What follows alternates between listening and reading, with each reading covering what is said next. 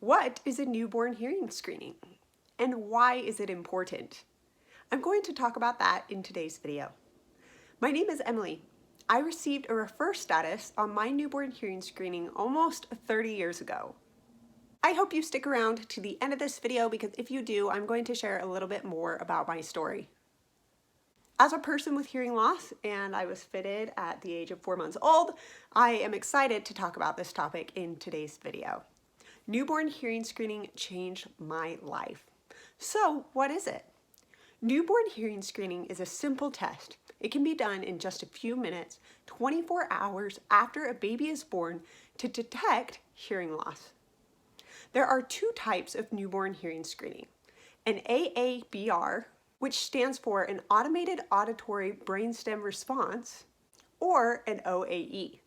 OAE stands for otoacoustic emissions. Now, there are two tests, but one is better than the other. This is because the AABR, unlike the OAE, can detect mild losses or low frequency losses. It is possible that the OAE test can miss some of these hearing losses. Let's talk about how each of these works. The automated auditory brainstem response, or AABR, uses electrodes on the top of the head and in the ear to measure the brain's response to sound.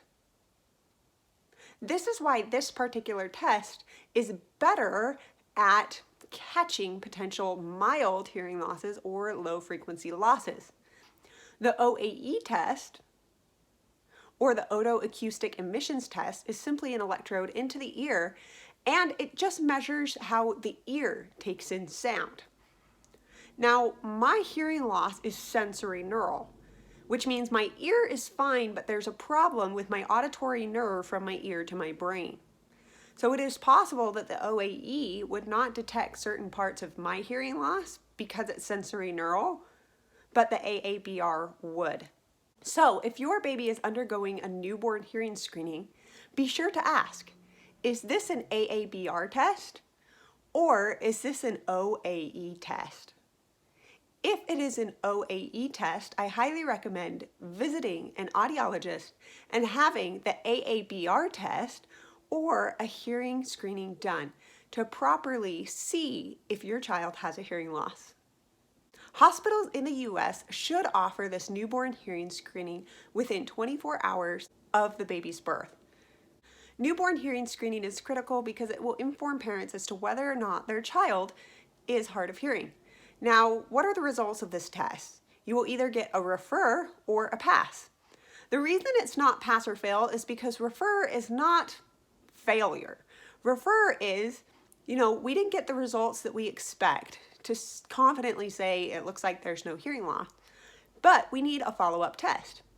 So if a child receives a refer rating, there's a chance they could simply have fluid in their ear from, say, birth, and that is why they got the refer status. So if someone receives a refer status, they are referred to a licensed audiologist. Ideally, this is a pediatric audiologist. Check with your doctor. Are they a pediatric audiologist or just an audiologist? If you have a choice, go to a pediatric audiologist. A specialist is always best. Now, if a child receives a refer status and they were referred to an audiologist, the audiologist will perform a full hearing screening. This will get a better diagnosis of whether your child indeed has a hearing loss and the severity of this hearing loss. Hearing loss is like a spectrum. We have a wide range of hearing from normal to profound. Profound is typically defined as deaf. Even at the profoundly deaf levels, people can be candidates for cochlear implants. An audiologist will look at your child's hearing loss, if applicable, and recommend the best course of treatment. Now, I will say, hearing treatment-wise is a little behind in terms of medical recommendations. As your child's parent or guardian, you are their advocate. Listen to your gut, find the right doctor, find the right treatments, and do what you feel is best for your child. Do what will give your child the greatest chances at success in their life. Now let's talk about kind of the treatment process if a child is given a refer status on their hearing test. At the 1 month mark, a child should have seen an audiologist by that point, received a hearing screening and an official diagnosis, in addition to a course of treatment. Now, if that referred child has a hearing loss from mild to profound, that whole spectrum, then in the range of 3 to 6 months, they should have received information, and this information could include the fitting of hearing devices, the referral to a team, not just including the audiologist, but a speech therapist and support members. This could include a listening and the spoken language therapist, acute speech specialist, that's how my parents taught me, or a deaf mentor for those who have ASL in their home. Thanks so much for sticking around to the end of this video. As I previously mentioned, I was diagnosed with my hearing loss at birth and fit with my hearing aids by the age of 4 months old. I was born in 1994, and in the United States, newborn hearing screening was not a standard birth test at that point. The reason my parents tested me at birth is because I had a sister that was diagnosed with a severe to profound hearing loss at the age of 2. I was born shortly thereafter, about 4 months after, and as a standard in the family, they said, because this hearing loss wasn't previously detected in your family, and now it is present with this 2-year-old child, we recommend that you test your newborn baby.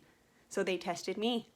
I got a refer status. They visited the audiologist and found that I indeed had a moderate to severe hearing loss, which I still have today. They enacted the course of action, and at 4 months of age gave me hearing aids. They did try to learn ASL, but found that cued speech was better.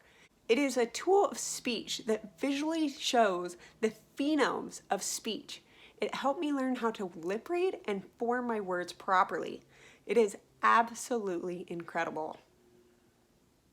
My mom tried to learn ASL, but as a fluent English speaker, found that it was incredibly difficult to learn a different sign for every single word.